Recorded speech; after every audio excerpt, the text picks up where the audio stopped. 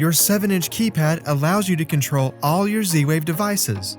You can control lights, doors, thermostats, and appliances from the carousel menu. Tap Thermostat.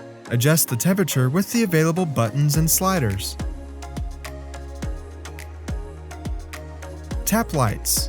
Z-Wave lights can be turned on, off, or can be adjusted with the slider. Tap Doors.